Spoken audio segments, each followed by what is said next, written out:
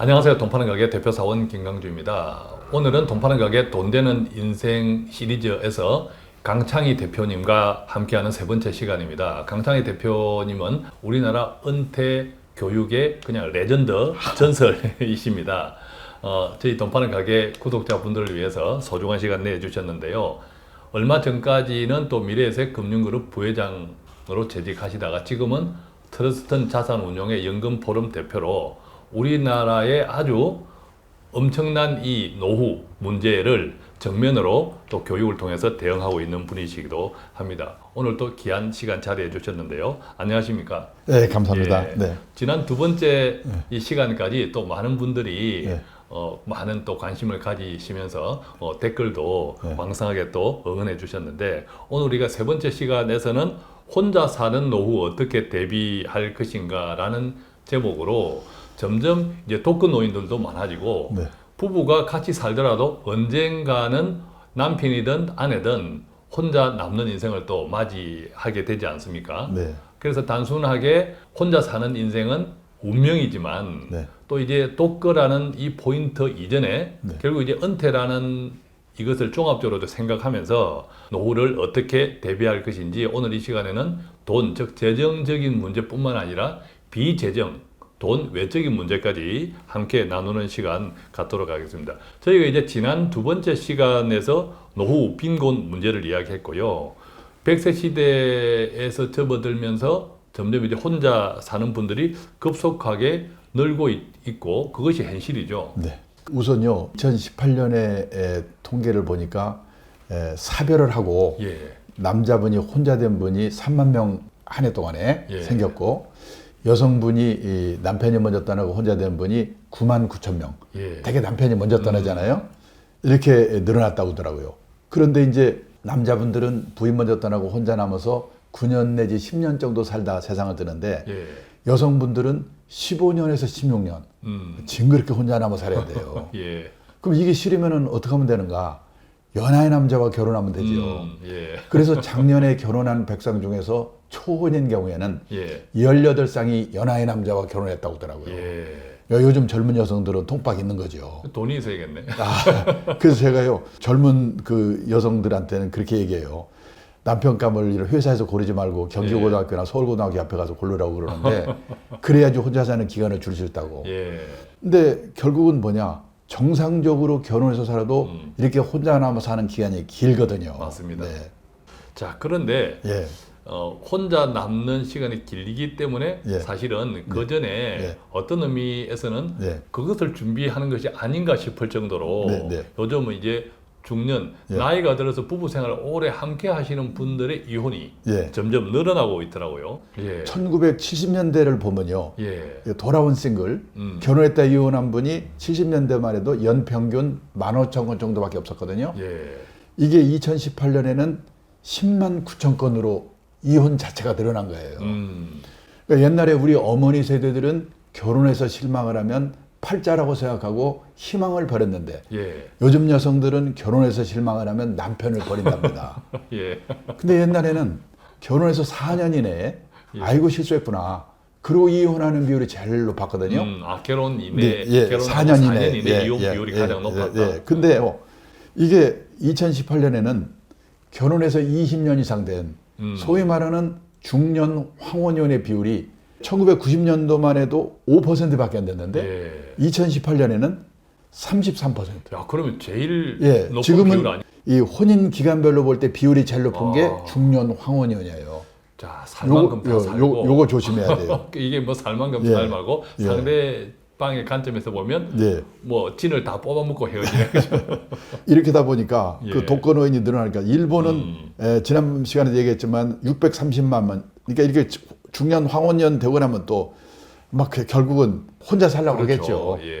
그래서 630만 명의 전체 노인 중에서 18%인데 우리나라는 150만 명으로 전체 인구 중에 노인 인구 중에서 20%라고 돼 있는데, 그러니까 우리도 일본처럼 초고령화가 사회가 되면은요 혼자 사는 노인의 숫자가 얼마나 늘어나겠는가 생각할 필요가 있는 거죠. 자, 조금 전에 말씀 중에 참 저도 남편으로서 예. 참 충격적입니다. 네. 실망이 생기면 실망이 생기면 남편을 버린다. 네. 또 앞서 말씀하신 것처럼 예. 이 아무래도 이제 남자가 예. 먼저 가게 되는 경우가 일반적이고 그렇죠. 또 중간에 뭐 항원 이혼 예. 뭐 이렇게 하더라도 예. 또 여성이 예. 연하의 남성과 사는 비율도 점점 많아지고 있다. 네. 자, 이것은 남자로서 네. 상당히 좀 경각심을 가집니다. 그죠? 네. 그래서 예. 이 남자들이 참 실망감도 클 것 같아요. 좌절감도 네, 네, 네. 좌절감도 클어서 네. 어쨌든 남자든 여자든 결혼 항원 이혼을 하게 되면 이 결혼에 대해서 상당히 네. 되돌아보기 싫은 현상도 생길 거고 네. 그런 현상들도 네. 이 독거 노인이 많아지는 네. 영향이 맞아요. 있겠네요. 그죠? 네, 네. 그다음에 이제 또 하나 뭐냐면 아예 처음부터 결혼을 안 하는 분들이 늘고 예. 있잖아요. 그 50세까지 결혼 한 번도 한 일이 없는 분들을 뭐라고 하냐면 생애 미혼, 평생 미혼이라고 하거든요. 예. 근데 이 평생 미혼율이요. 80년도만 해도 1980년도만 해도 남자가 0.4%, 여자가 0.3%. 예, 거의 뭐 그때는 없었다. 결혼할 사람이 거의 없었거든요. 예, 그때는 결혼 안 하면 좀 이상하게 이상하게. 봤던. 근데 이게 2015년에는 남자가 10.9%, 여자가 5%로 늘어났어요. 예. 이거 5년마다 발표거든요. 2020년 금년에 통계가 발표되면 이율이 훨씬 높아졌을 거예요. 근데 놀란 건 이웃 나라 일본인데 예. 일본 남자의 23.5%, 4명 중에 하나. 예. 여자의 14.7%, 7명 중에 하나가 예. 50살까지 결혼 한 번도 안 한 사람이래요. 아, 이게 이제 2015년 통계입니다. 예, 그죠? 일본에요. 예. 결국 평생 하나겠죠, 이 사람들은. 근데 뭐가 좋은 거라고 우리가 지금 일본을 열심히 따라가고 있거든요. 그래서 2035년이 되면 우리나라, 일본 다 똑같이 남자는 30%, 예. 여자는 20%가 결혼 한 번도 안 하고 그냥 갈 거래요. 자, 이 비율은 예. 뭐 항원 이혼을 하고 예, 또 그것도 사별을 해서 혼자 남는 비율이 아니라 아, 그렇죠. 처음부터 안 하는데. 처음부터 결혼 혼자- 자체 요즘 네. 이제 네. 우리 자녀 세대들 예. 점점 이제 결혼 연령도 늦어질 뿐만 아니라 예, 예. 결혼 자체에 무관심하거나 예. 결혼 자체가 필요 없다고 생각하는 자녀 세대들이 훨씬 많아지고 있는 현상. 네, 예. 자, 그것이 반영된 예상치. 그렇죠. 그리고 예. 또 이것은 이웃나라 일본은 이미 우리나라보다 이 생애 미혼 비율이 훨씬 높고 그죠? 그렇죠. 이것이 이 추세대로 계속하면 2035년에는 예. 사별이나 이혼을 통해서 혼자 사는 것이 아니라 예. 처음부터 예. 끝까지 혼자 사는 이 예. 비율이 예. 우리 한국의 남자는 30%면 뭐 예. 거의 뭐 3명 중에 1명입니다. 예, 그죠? 예, 예. 여성은 20%니까 네, 네. 5명 중에 1명. 네. 일본하고 비슷한 숫자로 예. 된다. 자, 이게 굉장히 심각한데. 네, 그 한번 그죠? 생각해 보면요. 예. 그러면 옛날에 우리 세대는 왜 다들 결혼들을 했을까? 예. 그때는 결혼을 하면요. 부모 밑에 있을 때보다 좋아질 확률이 높거든요. 예. 한 방에 형제 우르고 살다가 음. 결혼하면 세 방살이라도 단둘이 삽니다. 예. 이불도 새 거고. 그런데 요즘 젊은 친구들이 결혼해가지고 부모 밑에 있을 때보다 좋아질 확률이 거의 없거든요. 예. 아니 부잣집 도련님 하다가 가난한 집에 가장으로 가라면 가고 싶겠어요? 음. 그러니까 저는 그래 이 얘기를 합니다. 부모님들한테. 나중에 후회하지 말고 이 자식들이 고등학교만 졸업하면 무조건 내쫓아서 불편하게 만들어야 된다고. 안 나가려면 예. 돈을 받든지. 그러니까 지금 예. 부모 집에 얹혀 사는 것이 예, 예. 훨씬 편하다, 네. 그죠? 뭔가 특별한 조치가 없는 한 그러네요. 늘어나는 생애 미혼 말릴 수가 없게 돼 있어요. 요즘은 이제 형편만 되면 네, 집에서도 네. 뭐 자녀들에게 각방을 주잖아요. 예. 형편만 되면 네. 또 그런 목표로 많이 내 집 마련을 하려고 그러고 네. 전세집도. 네. 근데 이제 과거에는 네. 한 방에 각방을 쓰는 것은 은감생신, 네. 그죠? 네. 뭐 최소한 형제들은 네. 뭐 남자면 남자, 여성은 네. 여성끼리 한 방. 네. 또 이제 형편이 좀 어려우면 온 가족이. 그러니까 독립해 사는 것이 결혼을 해서 가정을 꾸리는 것이 상당히 편리한 부분이 많았는데 네. 지금은 그 과거에 편리했던 부분이 지금 다 해결되고 있으니까. 그렇죠. 어떤 이게 정신적인 부담, 책임 예. 뭐 이런 것을 지기 싫어하는 이런 정서도 있고 네. 그래서 이제 조금 전에 대표님 말씀처럼 무조건 빨리 내보내서 불편하게 예. 만드는 것도 예. 지혜가 아닐까 생각되네요. 그런데 어쨌든 이제 노후에 혼자가 되면 그때 조금 뭐 자녀한테 얹혀 살면 안 될까요? 근데요, 그 몇 년 전에 서울시에서 조사를 해봤어요. 65세 예. 이상 된 분들에게 두 분이 같이 사시다가 혼자 되시면 다시 자녀들하고 같이 살겠습니까? 이렇게 물어봤더니 예. 같이 살겠다고 대답한 비율은 20%밖에 안 되고 50%는 자식들하고 멀지 않은 데서 혼자 살겠다. 예. 30%는 노인 전용 시설로 가겠다. 예. 그러니까 80%가 자식들이 안 살아주는 게 아니라 본인들이 불편해서 혼자 살겠다는 거예요. 결국 핵가족화되고 그러다 보니까 가치관이 달라지고 자식들과 갈등이 생길 거가 걱정이 되고 그렇다고 하더라도 경제력이 없으면 안 되잖아요. 그렇겠네요. 근데 지금 베이비붐 세대들은 그 고성장기에 어느 정도 부를 축적한 세대들이기 때문에 뭐 살 돈도 있고 그러면 굳이 자식들하고 안 살겠다 이렇게 대답하는 비율이 이렇게 높아졌다는 거죠. 그렇군요. 그러고 보니까 뭐 저희 어머니도 예. 구순인데도 예. 계속 이제 아무리 불편해도 그렇죠. 혼자 예. 바로 예. 곁에 예. 형님 집이 있어도 예. 혼자 살기를 고집하고 또 저도 만약에 제가 예. 독거가 되면 예. 혼자 살지 않을까 이런 생각이 듭니다. 그게 저도 좀 편하다는 생각이 들고요. 그렇다면 네. 뭐 청년이든 예. 아까 이제 예. 평생 미혼 예. 이런 독거도 많아지고 또 예. 노후에 예. 이혼이나 사별을 통해서도 독거가 많아지는 이 현실에서 예. 살아가는 라이프 사이클 예. 이런 쪽에도 큰 변화가 있을 수밖에 없겠다, 그죠? 그렇죠. 시골에 가보세요. 마을에 노인네들 모여 살잖아요. 예. 그리고 취미가 같은 사람, 뭐 이런 사람들이 이렇게 모여서 관계를 맺는 새로운 유연 사회가 형성이 되고 있다는 거예요. 예. 그러니까 뭐냐면 가족보다도 밖에서 다른 이유로 만나는 사람들이 더 소중해질 수 있는. 예. 그래서 저는 이제 직장인들한테 강의할 때 그래요. 여기서 이렇게 같은 직장에서 오래 근무하다가 퇴직한 분들이 나이 들면 1년에 한두 번 만날지 말지 모르는 자기 새끼보다도 훨씬 소중할지 모르니까 피자 까칠하게 놀지 말라. 그렇게 얘기를 합니다. 네. 예, 이게 이제 유연 사회, 예. 그죠? 유연 사회, 새로운 유연 사회가 활성화되고 있다는 거예요. 예. 그리고 이제 커뮤니티. 예. 자, 이것은 그 커뮤니티에 예. 상당히 적응을 잘 할수록 네. 또 살아가는 라이프 사이클도 편해지겠다, 그죠? 그렇죠. 네. 자, 그럼 우리가 지금까지는 1인 가구를 한 일간에 좀 비교하면서 좀 생각해 보았는데 네. 좀 이제 글로벌로 확대해 보면 네. 다른 나라 선진국들 이런 쪽하고 비교하면 어떤가요? 우리나라는 이제 5,100만 인구에 예. 2천만 가구가 있거든요. 예. 근데 거기에서 젊은 사람들 혼자 사는 1인 가구, 독거는 1인 가구 합치면요. 전국 평균으로는 30%가 1인 가구예요. 지금 현재. 예. 그리고 서울은 40%가 1인 가구고. 예. 근데 유럽 가면 이 1인 가구 비율이 훨씬 높거든요. 예. 스웨덴은 전국 평균 40%. 수도 스톡홀름은 50%. 예. 온 천지가 혼자 사는 거예요. 그러면 예. 그쪽에 혼자 사는 비율이 높으니까 그쪽이 더 불행하겠네요. 그 우울하고 불행한 나라일 것 같은데 예. 얼마 전 어느 자료를 보니까 스웨덴이 세계에서 7번째로 행복한 나라래요. 아, 예. 그 왜 그러냐? 혼자 살더라도 연금이 발달돼 있어서 죽을 때까지 먹고 살 걱정은 없는 거예요. 예. 그리고 새로운 유연사회, 지역사회에서 외롭지 않게 행복을 찾는 방법을 미리미리 준비했기 때문에. 예. 그러니까 문제는 우리도 이렇게 가고 있는데 나는 앞으로 어떻게 할 건가? 예. 이거 생각해 봐야 된다는 거죠. 그렇군요. 그러니까 선진국들 특히 유럽 우리가 복지국가로 알려진 이런 나라들은 예. 그게 뭐 혼자가 살든 같이 살든 상관없이 예. 개인 내 은퇴 준비까지 장기적으로 예. 상당히 안정되어 있는 이런 네. 시스템을 갖추고 있었다면 네. 우리는 그런 시스템도 없었고 네. 또 둘이 사는 이런 쪽에 익숙한 시스템에 오랫동안 적응돼 왔었고 네. 그러다 보니까 많은 부분이 서로 차이가 나고 결과적으로 우리의 독거 노인은 더 이 이제 그죠 유럽의 복지국가의 독거 노인보다 훨씬 비중은 적지만 예, 불행하게 될까? 불행은 훨씬 더 클 높아지고 가능성이 있다. 있다. 아. 그렇군요. 네.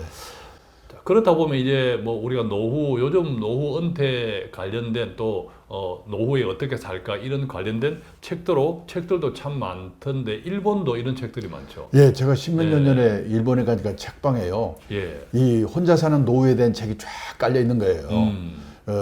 혼자 사는 노후 어떻게 대비할 거냐, 혼자 사는 노후 두렵지 않다, 예. 혼자 사는 노후 즐겁게 사는 방법. 그다음에 인상 깊었던 책이 뭐냐면 예. 여자의 활로 남자의 말로 그렇게 나왔어요. 다시 한번. 예, 여자의 활로 남자의 말로. 와, 여자의 활로 이거는 이제 예. 우리가 활성화되어 있다. 여기 내용을 봤더니 예. 이 뭡니까 여성분들 남자분들은 혼자 살다가 부인이 먼저 돌아가시면 3년 이내에 돌아가실 확률이 높대요. 갑자기 심약해져 가지고. 그냥 가라앉는 거죠. 그러니까 부인이 먼저 갔는데 10년 이상 사는 남자는 아주 독한 남자라고 그래요. 근데 반대로 여성분들은 혼자 살다가 남편이 먼저 돌아가시면 오히려 귀찮은 존재가 없어져서 15년 이상 산다. 그렇게 나와 있더라고요. 예. 근데 이게 일본 얘기가 아니고 얼마 전에 제가 책을 한 권 써가지고 이 책이 잘 팔리는가. 예. 시내 어느 대형 서점에 갔더니 거기도 혼자 사는 책에 대한 노후에 대한 책이 20권 정도가 쫙 있더라니까요. 우리나라도 지금 마찬가지예요. 야, 정말 이제 여자의 활로 여자는 혼자가 되면 훨씬 액티비티가 많아지고 남자는 혼자가 되면 말로. 더 이제 골방으로 처박히는 말로 정말 이게 큰일 났네 그죠? 이게 저도 잘 준비를 해야겠습니다. 그렇다면 오늘 이제 우리가 오늘 시간에 하이라이트인데 혼자 사는 노후에 대비하려면 어떤 준비가 지금이라도 좀 필요할까요? 우선 기본으로요. 먹고 살아야 되니까 연금 보험이에요. 특히 이제 남성 연금 보험인데 그리고 새로운 유엔 사회에서 외롭지 않게 행복하게 살기 위한 그런 관계를 맺는 거 가족이 아니더라도 자 그러니까 연금보험은 연금을 받을 수 있는 여러 가지 상품들 우리가 뭐 주택연금도 해당되고 또 퇴직연금 이런 것도 해당되고 또 연금보험도 해당되고 자 이런 것들이 필요하고 또 혼자 살더라도 어미인들을 하면서 새로운 공동체 아까 유연사회 자 그렇게 좀 이제 편입될 수 있는 이런 적응 준비를 해야 되고 또 어떤 게 있을까요? 뭐 혼자 살더라도 뭔가 의미 있는 일을 하는 거 전에 말씀드렸습니다만 노후의 3대 불안이 그 돈, 건강, 외로움이라고 그랬잖아요. 그 외로움을 해결하는 방법 중에 하나가 뭔가 의미 있는 일, 돈 되는 일이든지 자원봉사활동이든지 취미활동이든지 일을 갖는 거. 그리고 또 어떻게 보면 외로움에 견디는 힘, 이 고동력을 키우는 거. 이것도 굉장히 중요한 것 같아요. 혼자 있으면서도 재미나고 시간을 알차게 보낼 수 있는 이 훈련이네, 그죠? 네, 그러니까 저기 여성분들은 돈을 신경 써야 되고 남성분들은 이 고동력을 키우는 게 훨씬 더 중요하다고 하더라고요. 야, 고동력. 네. 이 고동력이 오늘처럼 이렇게 실감나게 느껴지는 경우도 없습니다. 혹시 듣는 분들은 그렇지 않나요? 자, 이렇게 이제 혼자 사는 노인 인구가 이제 증가하면 우리가 뭐 이 시간에 오늘 이제 세 번째 시간이지만 집 문제를 언급하지 아니할 수 없는데 다시 한번 말씀드리지만 이 주택 부동산은 상당히 긴 시간을 필요합니다. 뭐 금융처럼 하루 사이에 뭐가 변화되는 게 아니라 그렇기 때문에 지금 우리나라의 부동산 현실과 저희가 말씀드리는 자, 이것이 조금 동떨어져 있다 이렇게 느끼실 수도 있겠지만 결과적으로는 이제 집 주거 자산은 보통 이제 집을 하나 지으면 뭐 40년, 50년짜리인데 우리가 집을 사도 마찬가지. 이것이 앞으로의 한국의 이제 구조적인 여러 가지 변화에 영향을 받을 수밖에 없고 특히 이제 혼자 사는 노인이 증가하는 것도 큰 영향을 줄 수밖에 없겠는데 이 부분은 좀 어떻게? 그러니까 뭐냐면요. 저는 뭐 집값 오르고 떨어지는 문제가 아니라 노후에 대형 고층 아파트를 조심해야 된다. 이 일본에서도 보니까 고독사 이 문제 있거든요. 그 30, 40명에서 혼자 아니면 둘이 살고 있다가 그런 일이 많이 일어나는데 결국은 이 뭡니까? 일본의 그 노인들이 요즘 유행하기 시작하는 게 뭐냐면 부만 남았거나 사별하고 혼자 되면 어디서 사는가? 시내에서 18평에서 20평짜리 병원 가까운 곳. 나이 들면 병원이 가까워야 되거든요. 또 문화시설 가까운 곳, 또 재미가 있어야 되니까. 그 다음에 쇼핑 가까운 곳. 이런 데 사는 게 유행하고 시작하고 있는데 이런 점을 한번 왜 그럴까 생각해 보셔야 되고 그 다음에 이제 가족의 해체가 일어나고 있는 한편에는 가족 회복 운동이 또 일어나고 있어요. 일본에서는 할아버지, 아들, 손자 3대가 같은 건물 안에 독립적으로 살 수 있도록 집을 개축하면 세제 혜택을 준대요. 이런 문제를 생각해 봐야 되고 그 다음에요. 노인분이 이 큰 집에 혼자 살고 있으면 젊은 사람들하고 이렇게 같이 살 수 있도록 그룹 리빙, 공유 경제 이런 거가 또 활성화되고 있기 때문에 이런 문제들을 한번 생각해 봐야 되는데 결론은 뭐냐? 나이 들어서는 대형 고층 아파트를 조심하셔야 된다. 이런 말씀을 드릴 수 있겠습니다. 우리나라도 한때 이제 노후 문제가 오래전에 이렇게 뭐 노후 문제를 생각하면서 도시 이제 요양원 또 노후의 주거 이런 쪽들을 시내하고 아주 동떨어진 조용한데 소위 저는 이렇게 하다가 다 실패했지 않습니까? 그렇죠. 지금 이게 이제 조금 전에 말씀드린 하신 것처럼 이 노후가 되면 건강 문제 또 당장의 이 오락 시설 이런 것들이 가까운 시내 그런데 집값이 비싸니까 소형화 자 이렇게 이제 생각해 볼 수 있겠네요. 그러니까는 지금 대개 고령화 시대가 되면요, 교회에서 노인들이 넓은 데서 유유자적할 거라고 생각했는데 아니에요. 동경 노인도 서울 노인도 역세권에 쬐끄만 데 살고 싶다고 그러거든요. 그걸 뭐라고 하냐면 고령화 시대가 되면 교유의 시대에서 도심의 시대로 바뀐다는 거예요. 네, 한번 생각할 필요가 있습니다. 이 부분을 부동산에 적용해 보면 소형 평수의 인기는 앞으로 더 커질 수 있겠다 이런 생각도 좀 들고요. 자, 그렇다면 우리가 이제 독거노인 하면 남녀 이렇게 이제 생각이 들고 그 가운데에서 남자가 또 먼저 가는 경우가 일반적이고 그렇게 되었을 때 또 이제 평생 살아온 아내에 대한 배려가 좀 필요할 것 같은데 아까 이제 말씀 중에 이 혼자 된 아내 여성이 또 연하 남성하고 사는 비율도 높고 또 여성의 할로 남자의 말로 이 이야기 들으니까 저는 좀 생각이 별로 없어지기도 합니다만 그럼에도 불구하고 같이 정말 결국은 우리나라 가정은 남성 중심의 노후 준비를 하고 있는데 혼자 남아서 십몇 년 살아야 되는 아내분을 배려한 노후 준비를 해야 된다고 말씀을 드리겠는데 그 혼자 살고 계신 노인분의 73%가 여성이거든요.